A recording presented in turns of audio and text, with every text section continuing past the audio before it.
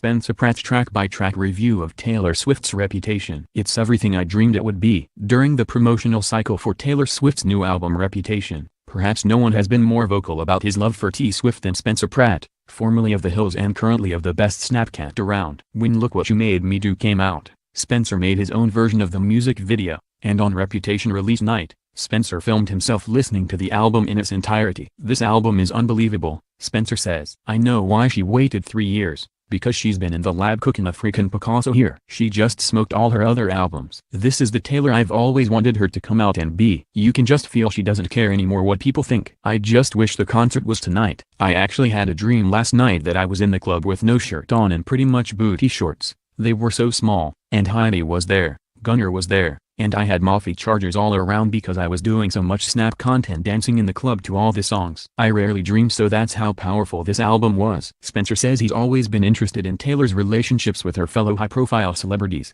and he loves Style and Out of the Woods from 1989, but the Reputation singles have been speaking to him on a different level. "So much of her music relates to how I felt with my experience in fame and pop culture," he explains. Season 2 of The Hills. "I was loved. People were taking photos of me. People were saying I was the best part of the show. The second the edit and the narrative and the media and the show changed, like it did with Taylor, all of a sudden I'm this liar, this bad person, so I relate so much to Taylor's journey." Here, Spencer gives his track-by-track review of Reputation. 1. Ready for it? It's such a here we go, boom, turning the ignition on her Lamborghini or whatever she wants to have. That's the vibe it has. In the middle of the night, in my dreams, you should see the things we do, baby. That right there, even with all the new songs, hits me so hard. I've heard it now 1,000 times and every time it makes me sing to the clouds. That is poetic, like some shit Robert Frost would have been writing back in the day. Now that I know it's the first on the album, it's just even more powerful. It's showing the swag that she's gonna bring. Are you ready for it? I wasn't actually ready for it. And the let the games begin. She already knows all the haters are gonna be out here. All the little blogs, all the little posts. Let the games begin. She knows she just brought this heat on so many people. I'm so torn because I'm such a Kardashian diehard. I'm in such a weird predicament in this situation because she gets me so angry at Kim and Kanye on this album. It's gonna be weird being a Kim fan post Reputation. I'll see how I can handle it. Maybe I'll just only love Kris Jenner because you can't blame Kris for anything. 2. Endgame. Here's the thing with Endgame. Future is one of my top 10 all-time. So when I saw the track list leak and I saw Future on it, I was so excited. Heidi thinks it's fine. She thinks I'm way too Swift-ganged out. She's like, he barely spits 8 bars, Spencer. I'm like, yeah, those could have been 8 bars of Taylor lyrics. That's how deep I am right now in the Taylor gang, where I didn't need either of them on that song. I don't need to hear Ed Sheeran rapping. When he started singing I was like, okay, homie's got pipes. I'm feeling those singing parts. But him rapping with his Irish accent, I was like, come on now. I don't need this in my life. I don't need Taylor to be on any records with anybody, just like I wouldn't need Michael Jackson to be on a record with somebody. At a certain level you're only wanting to hear that person because they're a damn superstar. But I started liking it because my conspiracy mind was like, oh, maybe Future doesn't like Kanye and there's more to this. Like he hit Taylor up like, yo fuck easy, let me get on a record with you. Future's 8 billion times doper than Kanye, so it's kinda like, I don't need Kanye West, I got Future on my team. I hope Kanye's now like, damn,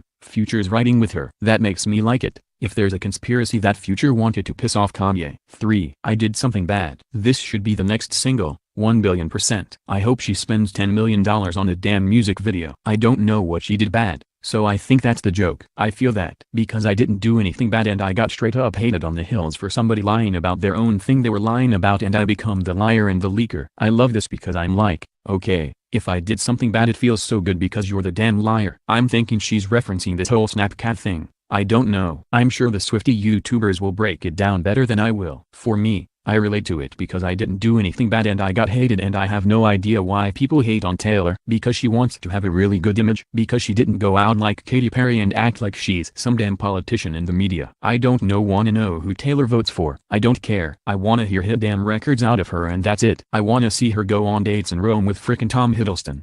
That's what I wanted to see, not her running around with Hillary Clinton. I'm sure people are like, she could have stopped Trump. No she couldn't. People, hello. Hillary won the popular vote. What, is she gonna switch the electoral college vote? I don't think so, so everyone needs to move off of, oh, I hate Taylor because she didn't campaign enough. I hate that shit. She's a frickin' pop star. 4. Don't blame me. This one's amazing. This is what I imagine I'm gonna play when I'm feeding my hummingbirds. My hummers are gonna love this one. I also love it because I just had a baby and my baby's definitely like my drug that I'm straight high off of, snorting his little hair off his head daily. So again I feel like she's writing for me. I know she's talking about Joe or whatever. By the way, I need to do more research about Joe because this guy is frickin' Romeo on steroids. He's got Taylor so damn sprung it's overwhelming. I feel like she just made her own ex machina robot Ava but Joe. She went to the mountains to live next to the waterfall and had Google make her a boyfriend. 5. Delicate. I love this one. I know people are gonna be like, are you crazy? It's nothing like it.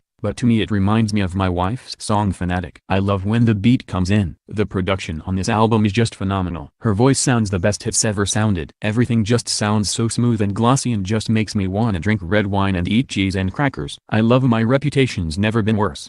That's why I'm writing Taylor so hard lately because fools are on the timeline hating on her like Spencer 2009. I'm telling you. The last time I saw this type of hate was targeted at me. When did Taylor become as hated as Spencer Pratt? 6. Look What You Made Me Do. It's so unique. It could have been the first song instead of Ready for It. To me, she's snapping on this album. That's why I love Look What You Made Me Do.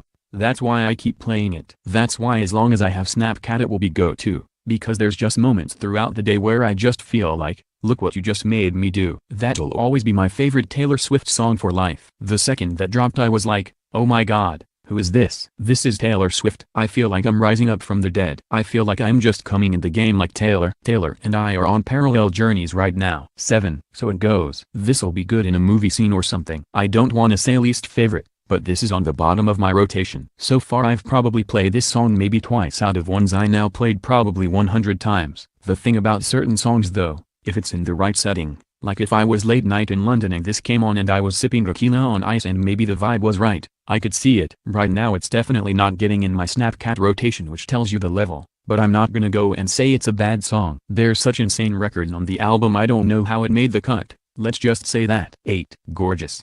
Gorgeous to me will always remind me of my baby being 2 weeks old and how beautiful his little face is. There are better songs on this album but Gorgeous should win a Grammy. That's how crazy this album is, that this is now going probably toward the bottom with So It Goes, which is so trippy. It's a perfect Taylor song. This is what people want from her. It's less flashy. It seems like it was from the Red Album or 1989. It still sounds fresh but the vibe is the pre-dead Taylor. 9. Getaway Car. The best part about Taylor's life is that I really listen to these lyrics trying to decode her life. Very few artists have lives so wild that you can care so much about their lyrical content. This hook is unbelievable. It sounds like an 80s jam. It seems like it would be in a new Goonies movie. Tom Hiddleston was like a James Bond to her. He was doing the dope-ass spy TV show. He's probably all spy swaggy. I really loved them together so I'm still kind of sad about their breakup. I wish they would get back in that getaway car. The fact that he really wore the I Love T.S.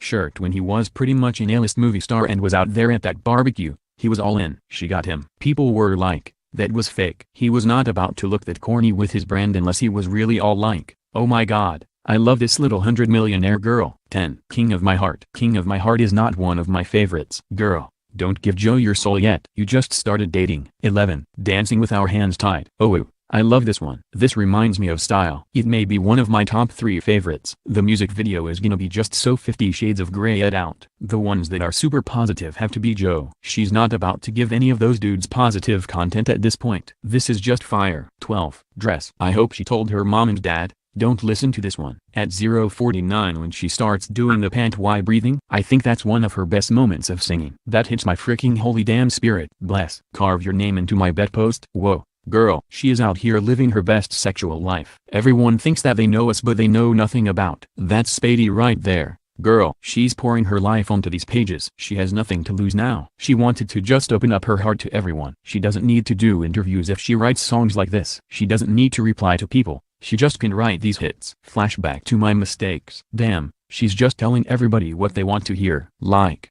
people, I'm just a human. I'm just out here trying to live my life. Why do you judge me so hard for trying to be a girl out here and trying to find love? People are on her case so hard. Leave Taylor alone. 13. This is why we can't have nice things. I don't think it's about Kanye. Would she have really called Kanye a friend? I don't feel like she ever let him into her life on a friend level. I think it's one of those girls. I feel like Karlie Kloss got clipped the hardest out of the squad, but the whole squad got clipped too. How is Spencer Pratt writing harder for Taylor Swift's new singles than any of that clique that she had at all her barbecues that I'm sure she sent Hermes bags to? Cars. Who knows what Taylor gift levels are? Her fake-ass squad pisses me off so much. How they didn't step up during all her drama. It's mind-boggling. Maybe not all the squad were real friends, but I think at least Karlie Kloss looked like a real enough fake friend. Where are you, girl? Where have you been? Don't even get me started. 14. Call it what you want. Call it what you want is just beyond beautiful. My homie that does not listen to pop, he said, man, those lyrics are like straight trap lyrics. The lyrical swag in his one,